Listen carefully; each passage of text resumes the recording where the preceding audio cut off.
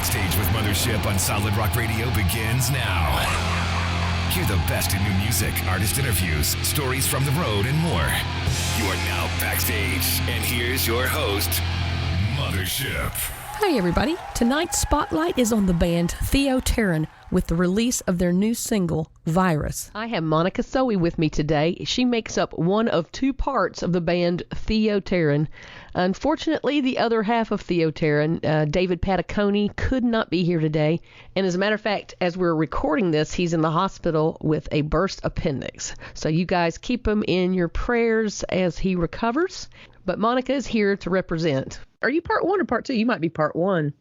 I don't know. I always make David do all the stuff with the face. I'm like, you can be on the videos. I'll just sing.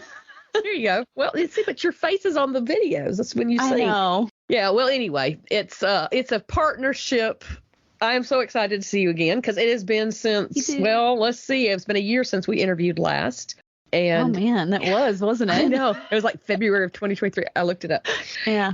Your project, Theo Terran, is so unique. We are going to have to go back and talk about it a little bit because they need to kind of get the gist of what this is before we can talk about what's coming up and what's new. Okay. Okay.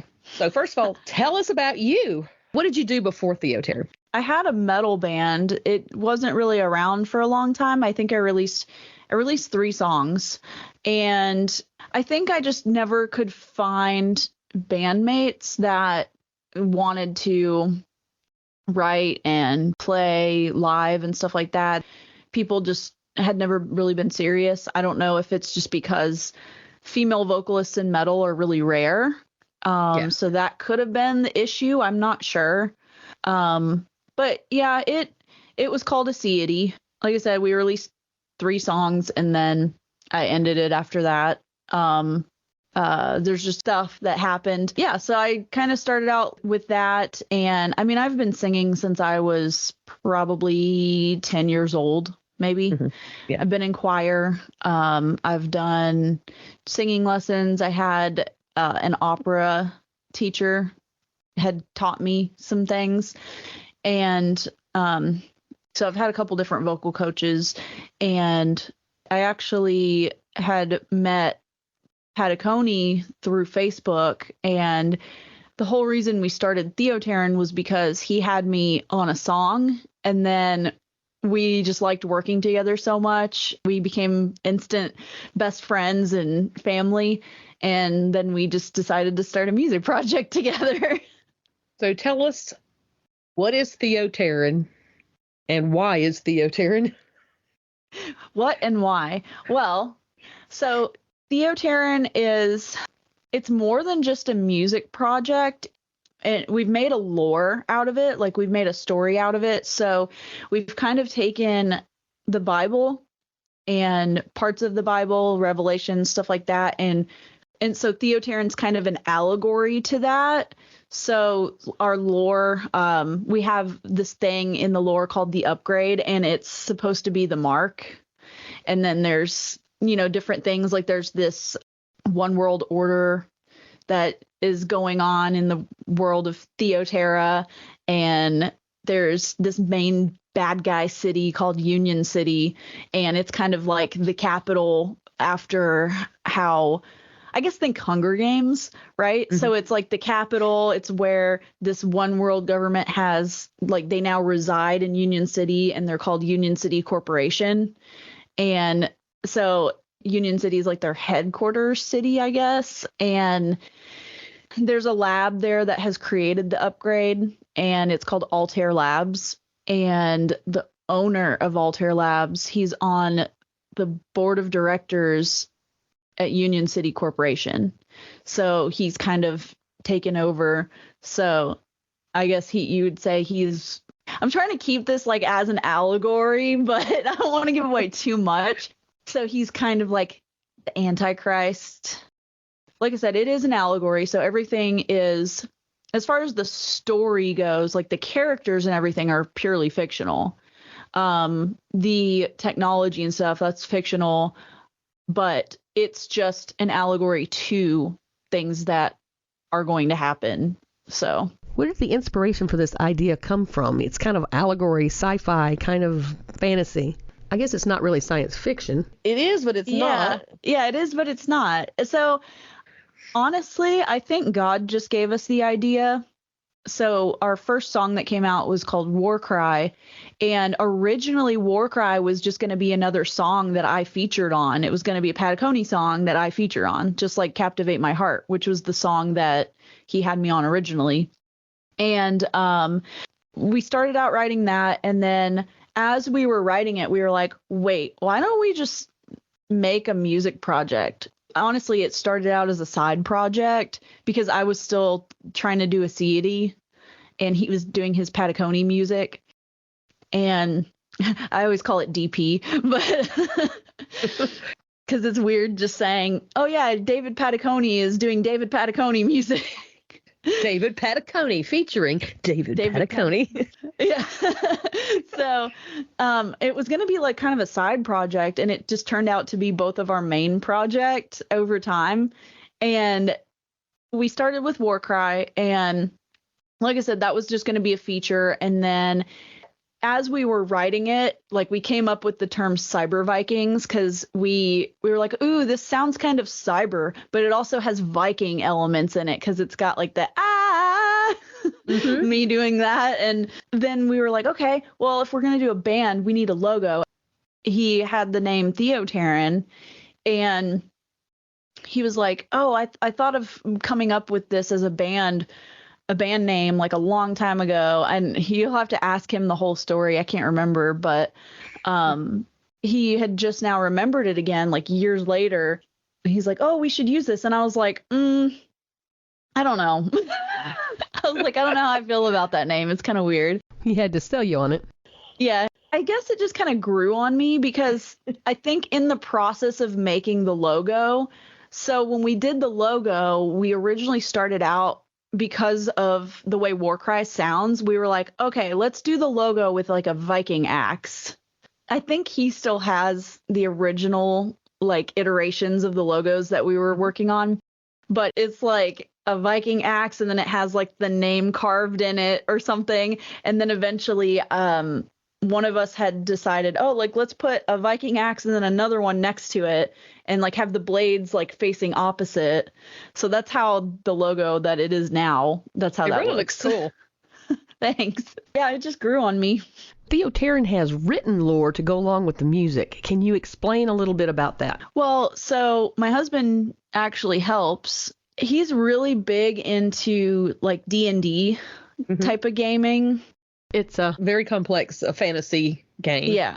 Yeah, big tabletop fantasy game. And so he helped me and David write the story and come up with characters and names and stuff like that. And it's still a work in progress because we want the fans to also make characters and make character stories. So we've kind of left it open so that people can say, oh, well, this is the world that they've made. So I want my character to have these abilities and be from this place, or maybe they're from Union City and maybe they have the upgrade or they don't, or they're rebelling against the upgrades. So they want to join the Cyber Vikings.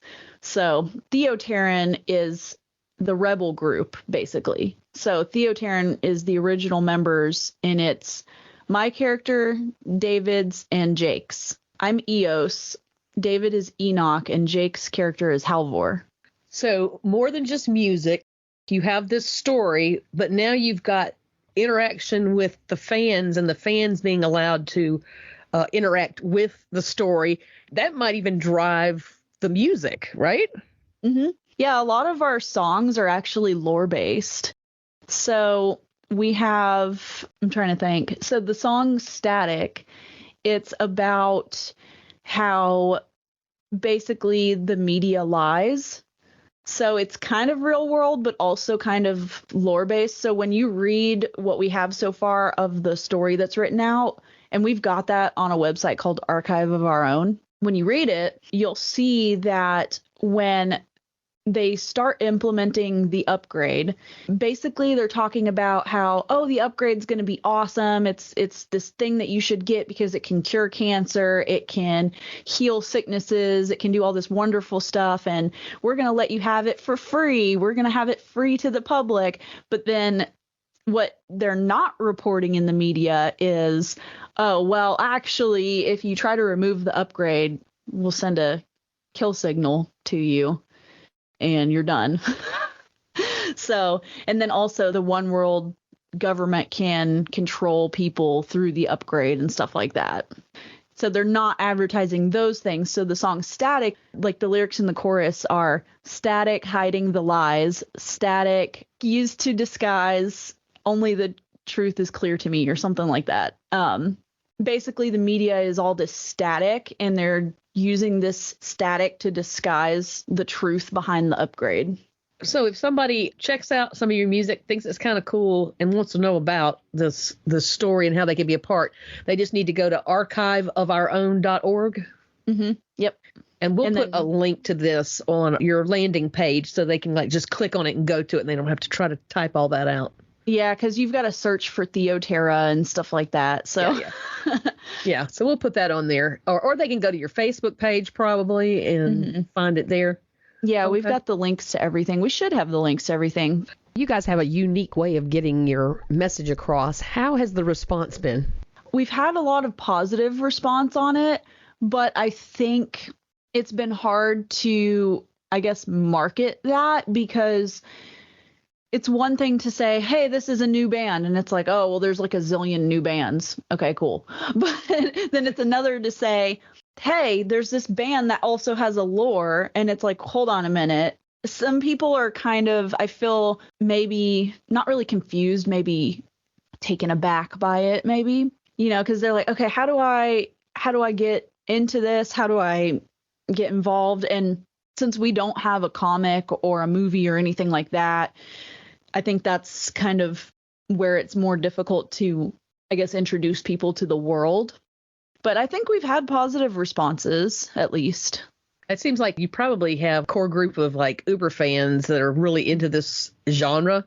Is that true?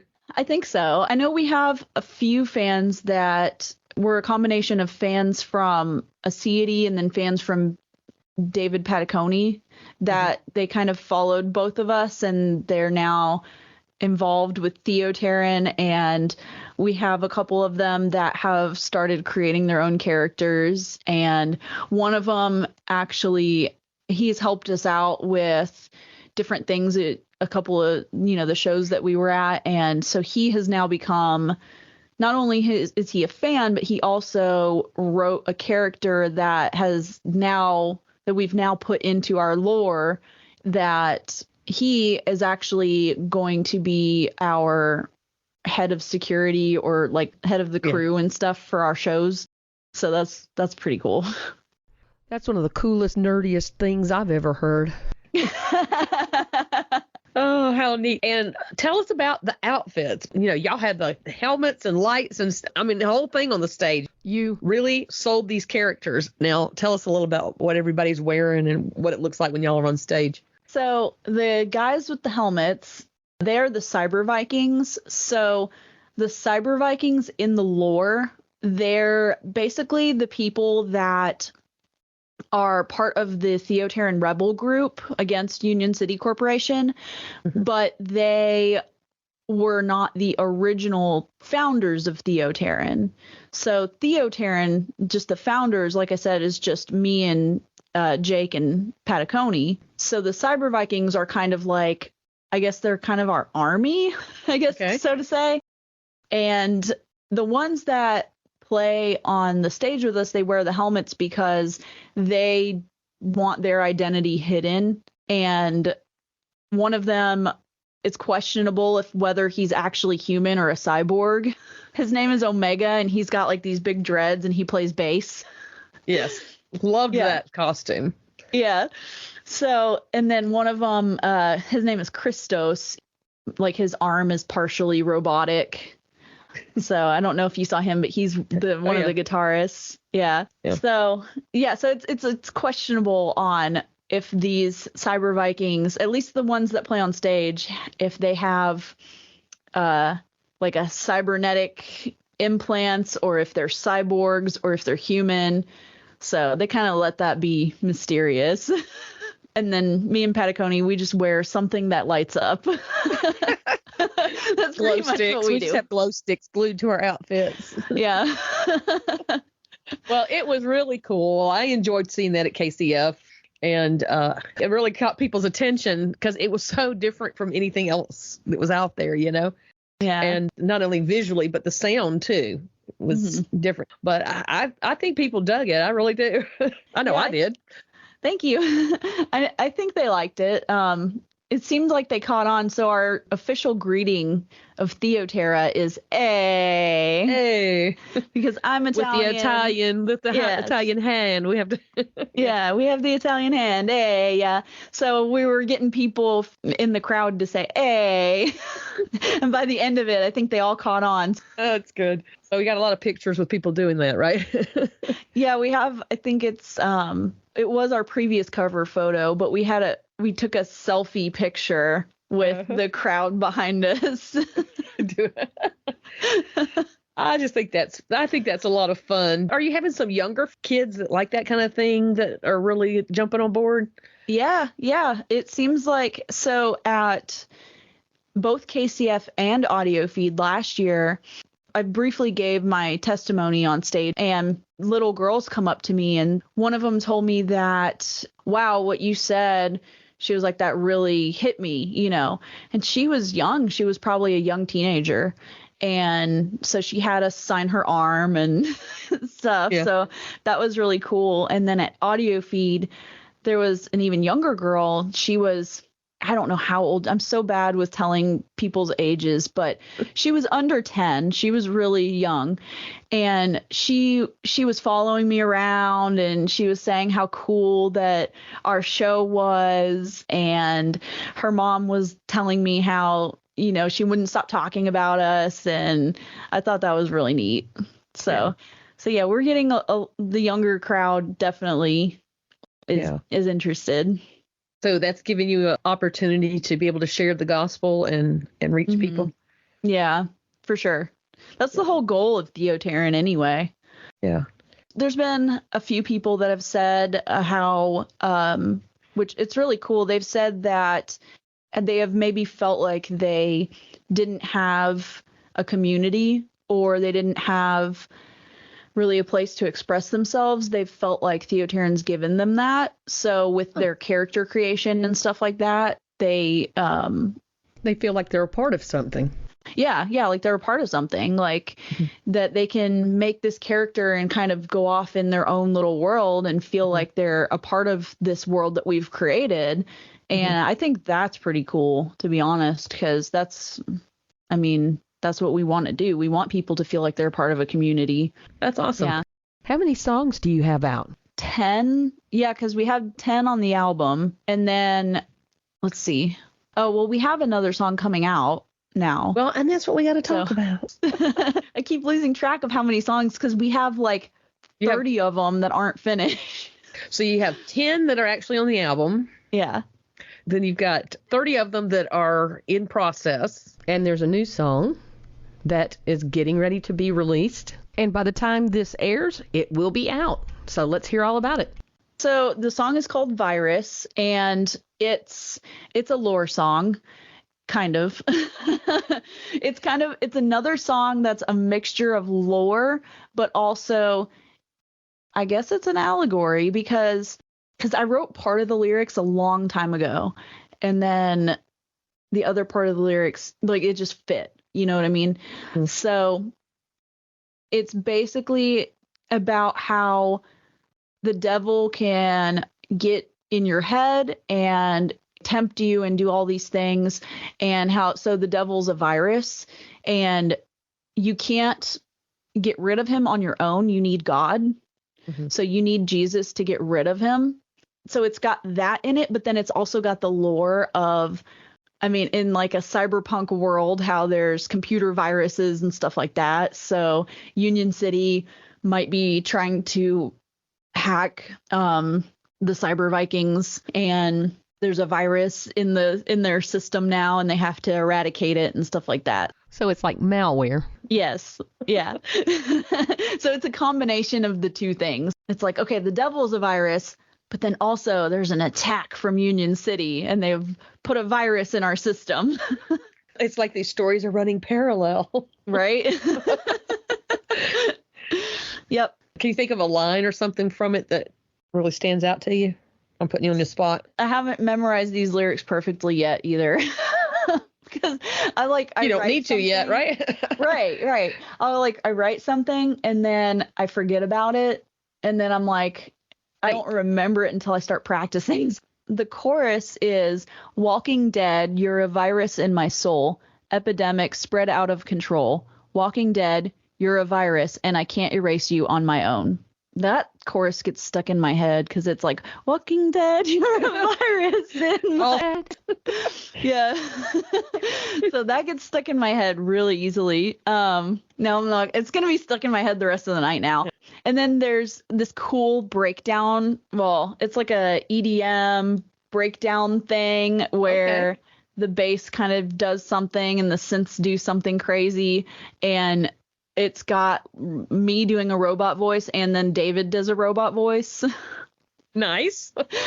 Yeah, so it's like the robot voices are really fun because whenever I record them, I'm just like, attention Cyber Vikings, Cellnet has detected a virus.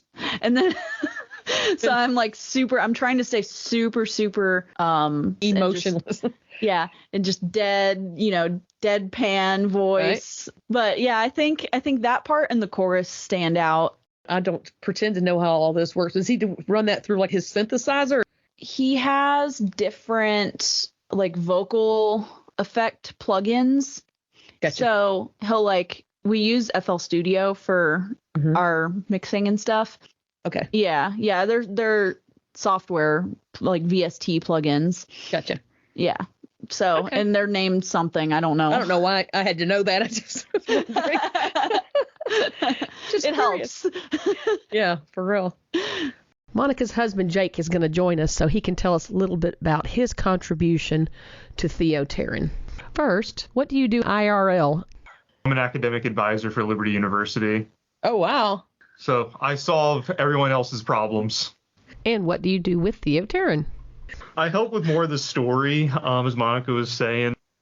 I like D&D stuff. I like story building. My master's degree is strategic communications, so a lot of what I've been doing lately is story branding and building stories around things. And I've always enjoyed writing stories as a kid, so the opportunity to do this and just some different fandom stuff was really interesting, just putting all my different hobbies and lore stuff that I enjoy together. And you're a good writer, too. When Monica and David shared their idea, did it make you geek out? Oh, yeah. I immediately said, all right, guys, here's what we need to do. Oh. Here's the different clans. I mean, who came up with the idea of the stories in the first place? I think it was all of our ideas, but I kind of gave more detail to it of like the different clans that are in Theo Terra that fight against Union City, the different types of personalities and stuff like that, some other things that we haven't released yet. Yeah, you freaked out. You were like, oh, this is so cool. Me and Patty Coney sat down for a few hours one night initially just building the skeleton behind everything, like building the world and kind of building the universe to let fans do their own thing. So we let them design their own person around what we built. So me and him took a few hours doing that one night about a little over a year ago. We were still in Arkansas. So this just turned into like a family ministry. Yeah. Yeah.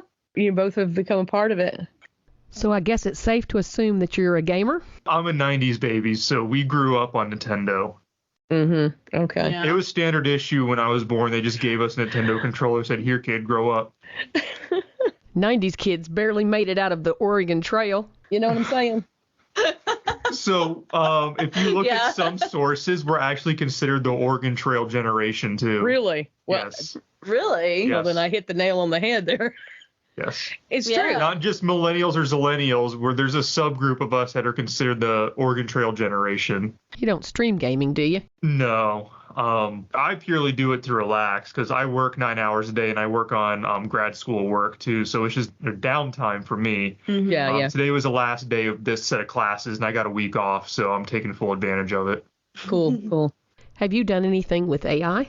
That's funny because my last class I did a lot of research on AI, just as general, not specifically with music or anything like that, but just seeing how the industry is going with AI. And it doesn't look very good.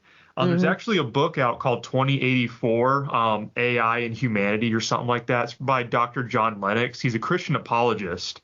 And he talks about a biblical worldview on how AI is very unethical. And just the biggest quote that I got from his book said, just because we can, should we? Yeah. And people are really trying to play God in this world using AI, and it's really concerning if you really dig into it. Is AI going to appear in your fantasy world in some way? We have a news video on our fictional news. It's called Union City Network News. So UCN News. And we did a news video and we had an AI person and we typed out what we wanted it to say. Yeah. And we got to pick the voice and everything. Yeah. The universe is kind of like a cyberpunk universe. So there's a lot of, it's dystopian and it's the whole cyberpunk aesthetic. So it's the high tech, low life, I think is what they say. Is that right? Yeah. So it's that, and they're going to have all this like where AI is doing whatever it's doing, and they've got the visor things. I don't know if you saw, that's actually real now. Like the Apple one or whatever. I was like, oh, so we're living in a cyberpunk world. For real. So y'all are like just ahead of the game. That's all there is to it. Yeah. Well, the thing is cyberpunk, as far as like a genre, has been around since the 80s. Mm-hmm. Oh, it was coined sometime in the 80s. Well, it's interesting because AI has its roots from World War II. From Alan Turing when he was encrypting the Enigma against Germany. Oh, that's right. So that's actually where a lot of the roots of AI come in place, is just his mathematics. Oh, wow. Now let's get deep. Watch The Imitation Game. That's what it's based on. I used a lot of his background in my papers on my last class for AI, so I got really deep into it. So I've got to watch that movie again then, knowing that. Yeah, that's crazy. Because I didn't know that when I first saw the movie. Mm-hmm. Well, I was going to say the guy that kind of created Cyberpunk was William Gibson, the author. He wrote Neuromancer, and that was like 84? Yeah, that was 1984. That was what really broke into Cyberpunk universe, was Neuromancer. Yeah. And then after him it was what's that guy's name? Theo Terran. Yeah, Theo Terran. No, it was the guy that made the tabletop Cyberpunk game, Mike Pondsmith. He called it Cyberpunk 2020, the role-playing game of the dark future. He came up with that in 1988. That's what it says. Okay. So yeah, I guess it's kind of started in the 80s. Which is interesting that the Cyberpunk timeline started in 2020, and then COVID hit in 2020, which kind of brought us into this dystopian society that we're in now that highlights what Cyberpunk actually is. Yeah. And they had the VR goggles in like the 80s in the Cyberpunk lore, and now have that in 2024, and it's like in line with it. So I'm just like, okay, who told these people? Did God tell these people that this was going to happen? So as we wrap up, how about a little TLDR, a little summary of where are you going from here and what do you hope to accomplish with Theo Terran? What we're trying to get across is that, like I said, it's an allegory. It all comes back to getting people to believe in Jesus, to get saved, to bring them together, make a community, and have them feel like they've got somewhere that they belong and somebody who loves them. Jesus loves them, and all of these bad things are going to happen in the world, but if you are saved, then you're going to go to heaven and have eternal life. It'll be awesome. That's the shortest version I can get. Really, it's the truth clothed in a story. And Jesus did that a lot with his parables. Like, he didn't straight up tell people, like, this is what you need to do. He did everything in parables and stories because that's how we as society communicate. And so that's what the whole lore is about, what Theo Terran is about, is telling the truth of what Jesus is in the gospel, but just using a story to do it. Because people are afraid of the naked truth, but if you clothe it in a story, they're more willing to pay attention. That's a good word, too. Jake, Monica, thanks. Thank you. Thank you. All right. Have a good night. All right. Bye. Bye. Thank you for listening. Stay tuned for more great music and check out my blog page on the Solid Rock Radio website for my guests' social media links. If you've missed any of my past interviews, you can find them uploaded to podcast.solidrockradio.org. Have a wonderful week and let's be kind to one another.